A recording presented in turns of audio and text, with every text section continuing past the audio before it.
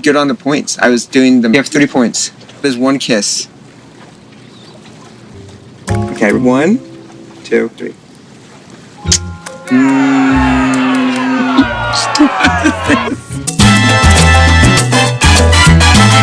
Hi guys, welcome back to Nikki Faces Reality.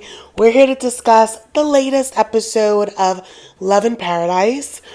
We have a lot to cover. I clearly am still sick, so let's hear my voice crack, or if you see this, please ignore. Please proceed with the recap. Just get right to it.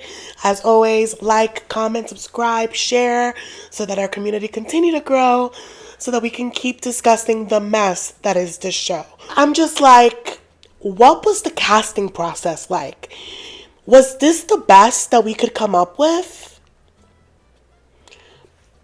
I don't know. I just feel like there's a better way to go about this.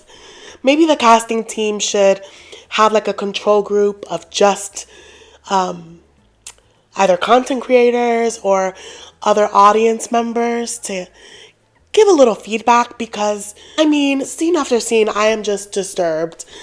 So let me just get right to it. Let's start with ALIYA and SHAWN. So we get this moment of SHAWN being alone in the apartment, and he's passive aggressively cleaning, talking about how ALIYA leaves everything all over the place. And as he's cleaning, he finds this scrapbook. And so ALIYA has been keeping a scrapbook of the milestones in their relationship, and it's titled Shawn and Douglas, and it's all the photos of them together. And so you can see like Shawn is really affected by ALIYA's transition. He's tearfully looking through the pages. You guys, I live by a church and they are aggressively playing the drums. It sounds lovely, but I just wish that it wasn't right now. But I'm going to try to mute it to the best of my ability, but if you randomly hear an aggressive drummer, that's what's happening. And I am still very sick, so if I don't record this video right now, you guys aren't getting it. And I want to deliver, and I also want to stay on track, so bear with me. I hope that you don't hear it. I hope that I'm able to edit out that sound, but anyway, Shawn is looking at the scrapbook and he's, lamenting the relationship that he used to have. He's like, I'm really happy that ALIYA is happy and that she's found herself, but I miss this person. I'm mourning the loss of this person that I fell in love with. And so he says that he wants her to be patient with him, as this is a huge transition. And I would love to know what you guys think about how Shawn has been handling this. I think that on one end, he's handling it as great as he can, He's helping her affirm her identity with clothing and hair expression, and that's great, But he also is doing a lot of microaggressions that I think are eating at their relationship. And we see that a lot more when they're at their date night. So at first, it's very sweet and tender. He surprises ALIYA with this gorgeous necklace. It's not long before he's like, we need to have a talk. And he tells her, he's like, I found the scrapbook. And so, it says Shawn and Douglas. I'm wondering if you were just going to rip out the pages.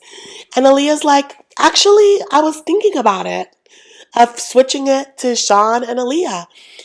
And Shawn is like, I don't want to just act like that, like those times didn't happen, like that love didn't happen. ALIYA's like, I get that, but Douglas is gone. He's no more. And while that may be hard for you to accept, I'm still the same person at my core, but it's taken me a long time to get here. And I felt really bad because then she started crying. Because, I feel like we've seen a few instances of him being like, well, this is hard. Or, wow, so you really want to be this feminine? Or you want to make X, Y, and Z changes? And, Shawn is supposed to be ALIYA's safe space. And she's found herself in a situation where she's having to defend her identity. And she's tearfully telling him, I've been imprisoned my entire life. I haven't been able to be who I am because of what other people may think or how they may treat me. And so, like, this is her moment. And so SHAWN again is like, I just really liked a lot of the characteristics that Douglas had. I liked that he was a little scared, a little shy. And ALIYA's like, why would you want the person that you love to be scared? And I told you guys that that made me look at SHAWN a bit sideways because, there is a huge age gap between them. And I can't help but see how there could be a power shift in an older person being with someone that isn't as empowered. And as hard as this conversation may be, I'm glad that ALIYA took a second to be like, why would you want me to be scared? Like, is that really why you can't get past me being ALIYA? But yeah, I would love to know what you guys think about this. I know that it's controversial. I do believe that if they're going to get past this, it's going to take some time. But the biggest thing is that I think that SHAWN should find a way to mourn and process the loss of Douglas separate from ALIYA. It's not fair to make ALIYA feel bad for choosing herself because she does not view losing Douglas as a negative, and SHAWN does. So I feel like if he continues to bring it up to her and make it her problem, it's going to cause a huge rift in their relationship. Yeah, so that's what I think. I think that at this point, it's coming off like he's guilt tripping her. And, if he's not okay with it, he's definitely well within his rights to get out of it. But I don't think that he should stay in this relationship and make ALIYA feel bad. I don't think that's right. But that's enough of them in this episode. Let's move on to the next. Kyle and Anika. Another couple that's deep in denial. Actually, all of them are in denial. But this one, I'm just disturbed. So as you guys recall, Anika found out that when Kyle went to Australia, right? Australia? Wherever he was having sex with women to donate his sperm, right?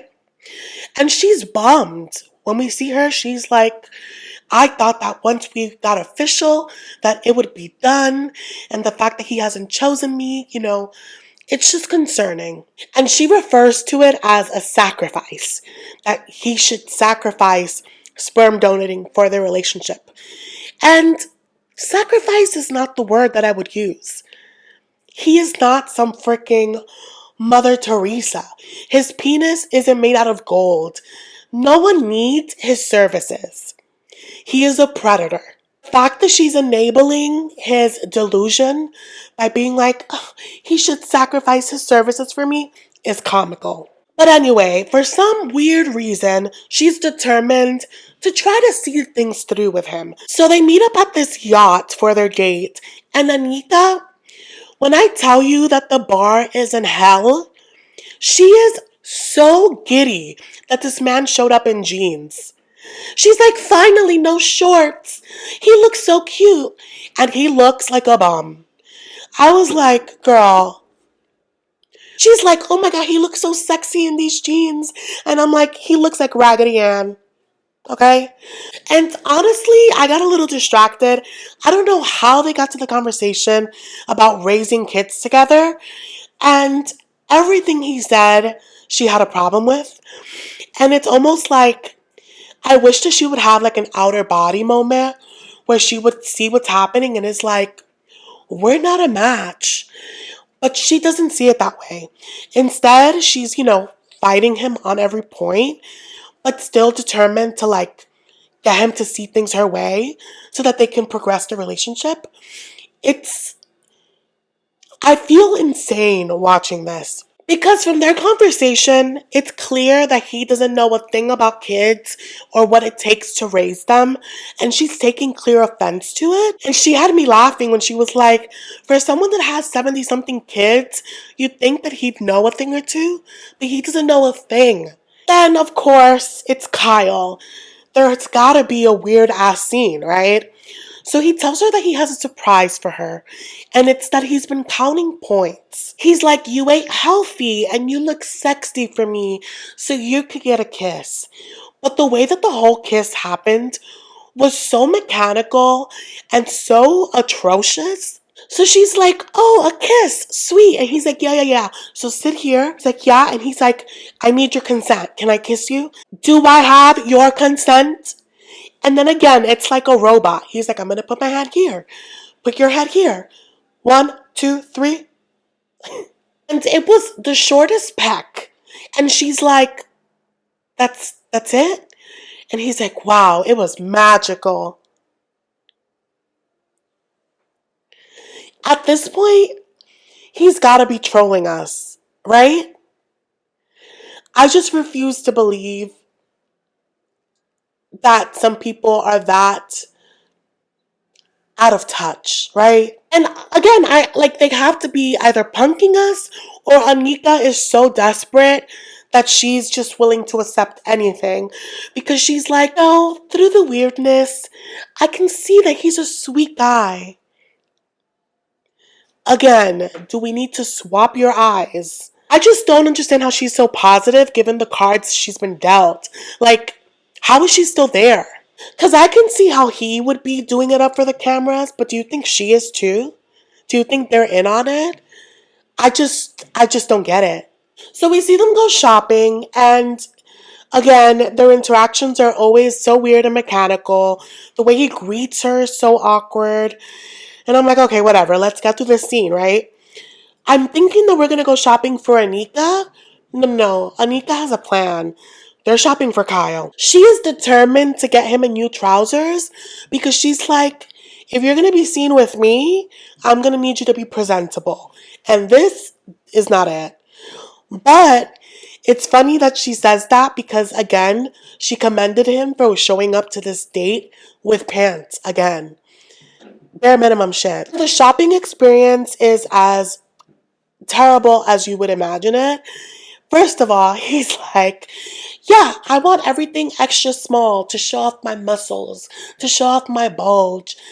And Anika's like, how about we do a size bigger, so that your clothes fit? So he starts modeling clothing and, Anika's talking his ear off because she feels away. She's like, we really haven't made out or anything like that, and intimacy is important.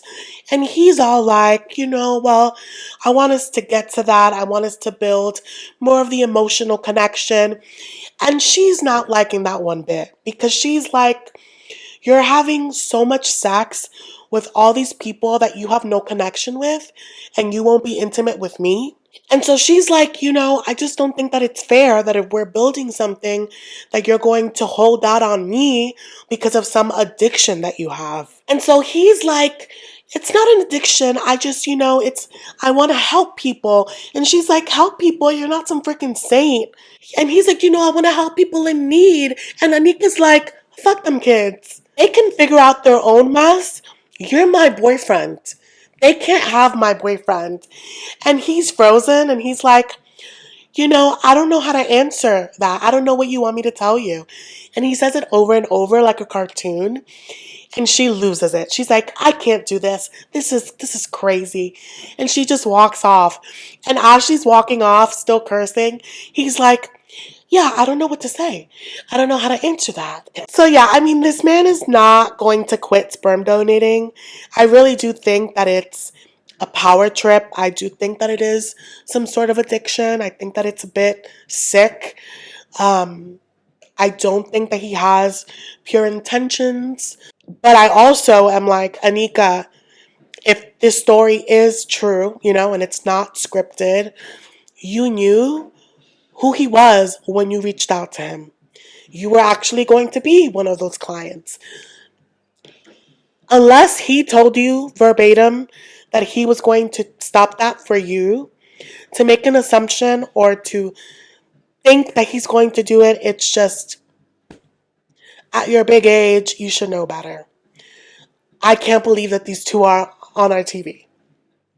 Let's move on to the next. Okay, you guys, so the next couple is Luke and Madeleine. So it's their first morning together after Luke arrives to Colombia, and he shows up with this huge bouquet of flowers. And I'm like, sir, you can't afford this right now. And so as I'm thinking this, he says, you know, when I'm in Colombia, I usually take her shopping. I take her on lavish dates. But this time around, of course, he's on a budget. So he's like, you know what? We always like to explore.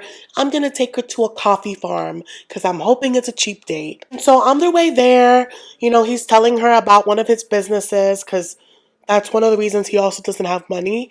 He's invested on all these side quests aside from losing his job. So one of the side quests is a sunglasses business. So he says that he has so far invested $30K into the business and he's hoping that he'll start seeing some income from it soon. He has a lot weighing on it, and so he shows her this like prototype and he's like, yeah, so I just sent 11K so that I can get about 300 of them done custom.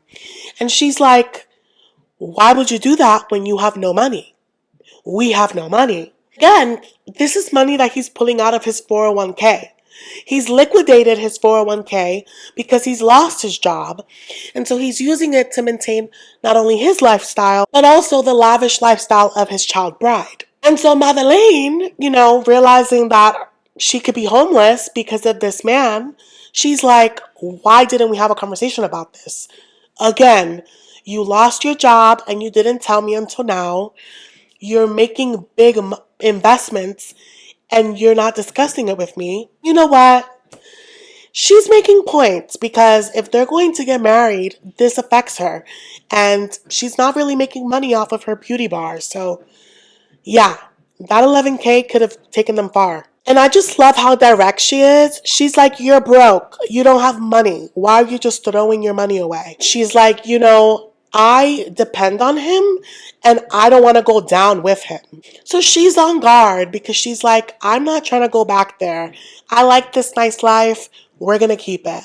And I know she's pissed, but her Colombian accent is just creeping in. She's like, you wasted all this money.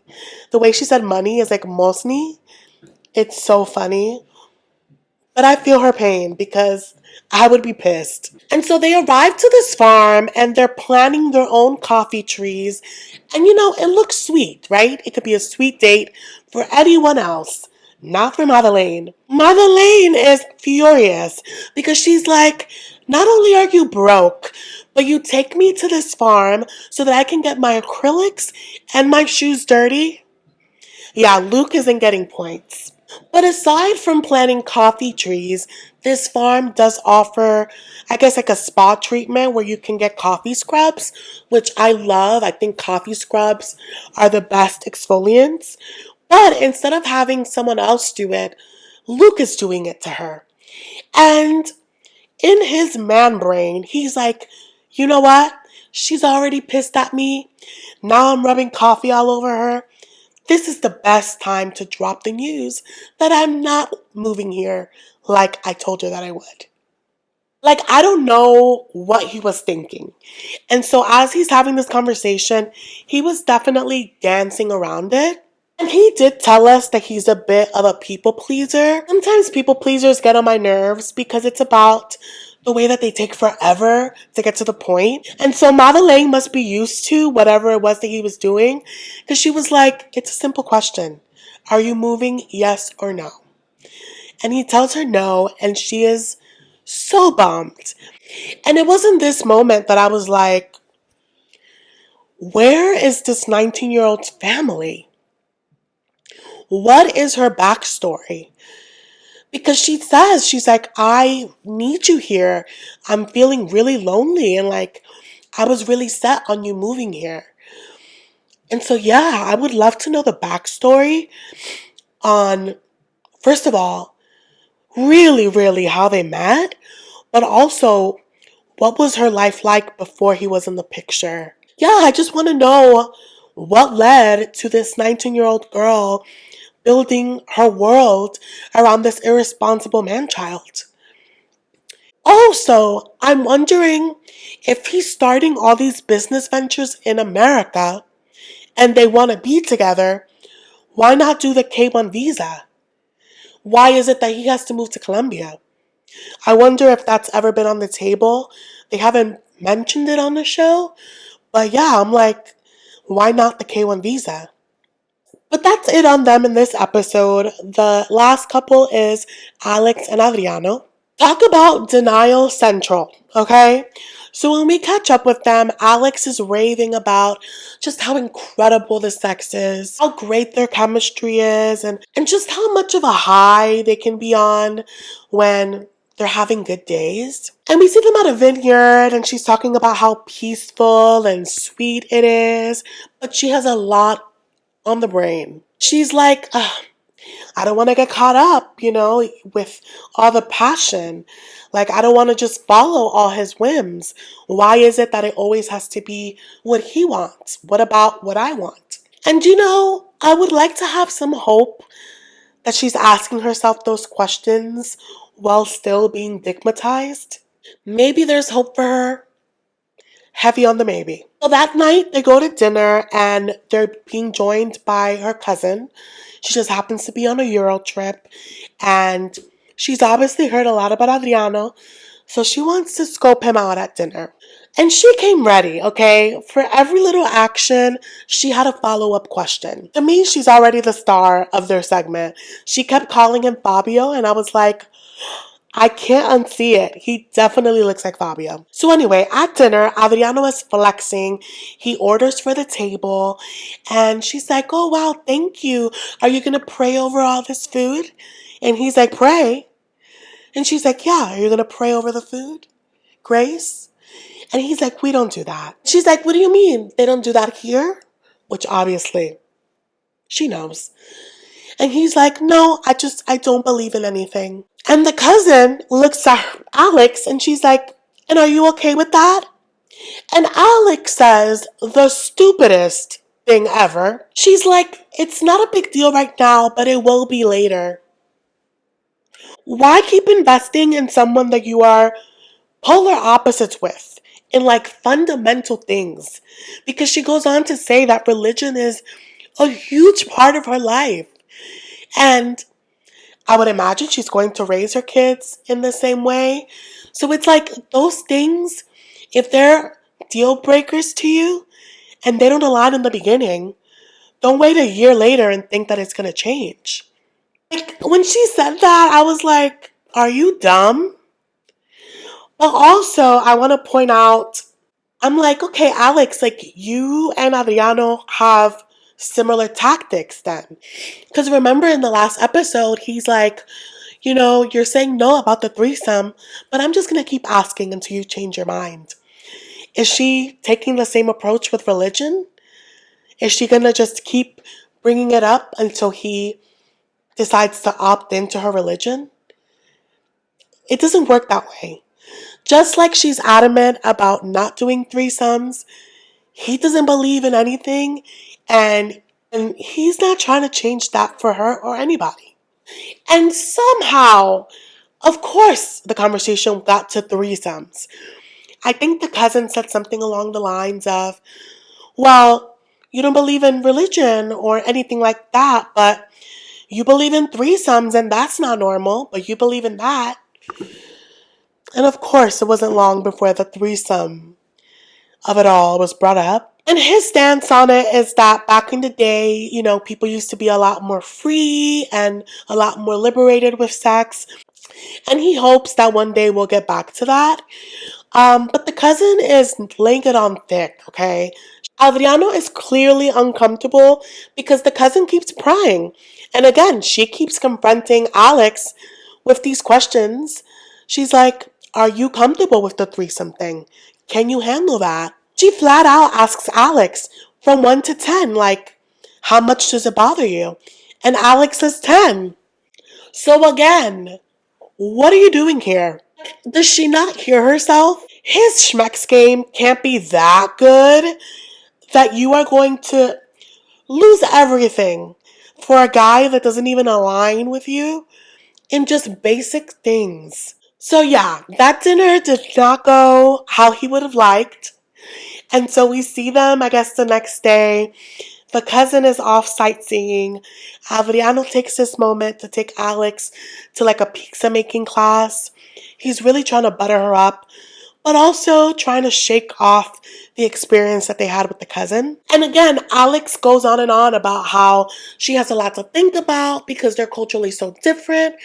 But she does a lot of talking about thinking, but she's not doing any actual thinking. And so when they get to eating the pizza, she's like, we should talk about the religion thing. And she's like, when I raise my kids, they're going to be in this religion. So like it does matter how you talk about it. So he, of course, is disregarding religion and saying that it's all made up. And Alex is just like, you like all these qualities about me, and I developed all these qualities from my faith. And so, she's like, you can't disregard what I believe in because it's real to me.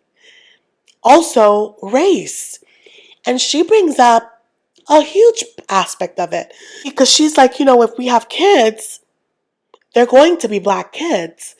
And he's like, it doesn't matter. I see past color. I see past race. Race doesn't matter to me. And she's like, but it does. Great. You are fine with having black kids, but it's how are you going to navigate day-to-day things? Like, how are you going to navigate when someone treats them incorrectly? Because when I tell you that I've experienced a microaggression, you tell me to get over it. And you can't tell that to my kids. So we're learning another layer of fuckery, of him disregarding probably like the passive aggressiveness, microaggressions, discrimination that she has faced around him, and he's turned the other way. I really hope that this girl does not move to Australia with him. She needs to be protected. Someone that chooses to not see your race and how you navigate the world is a problem. So I'm glad that she confronted him with that, but also she needs to confront herself with that. That's huge. And so he continues to say things like, oh, well, the world is like that. They're going to have to, handle things. And he's not validating her points. So he's just proving that he doesn't get it. And so she's like, I feel hurt when you disregard my experience. And I'm just, kudos to her for having the conversation. But I'm shocked that they've been together a year and they haven't had an in-depth conversation like that before. Again, she really shouldn't move anywhere with that guy. Not right now. It can get scary really fast. But something that I want to highlight is something that Alex said, that it's very similar to what Chantel said in her last season of The Single Life. They keep comparing American and foreign men. They just keep talking about foreign men like, they're just more direct and you always know where you stand with them. And they just move on a quicker timeline than American men. Just because they're moving things along in a quicker timeline doesn't mean that you should be blind to the bullshit that they're feeding you. Just because they're moving in a different timeline doesn't mean that you should still settle because of the allure of being with a foreign person. I can't help but think that she is holding on to this because she's just caught up in the fantasy of it. Sure, you have good chemistry and you have great sex, but you can get that from someone else that is closer to your needs, closer to your beliefs, closer to home. I just don't think that you should have to mold yourself into a person that has completely different standards to be with someone. It's just not worth it. But yeah, that's it for this episode. With each episode, it's gotten more and more chaotic. I would love to know if you guys think any of these couples will make it past this season of the show. What do you guys think about that theory that I had about Kyle and Anika? Do you think that they're here for cameras? I'm leaning towards yes on Kyle, but what's your stance on Anika? Because she's hard to read. But yeah, you guys, That's it for this episode. Please do subscribe so that you don't miss out on my future recaps. And yeah, thank you so much for watching. See you in the next one.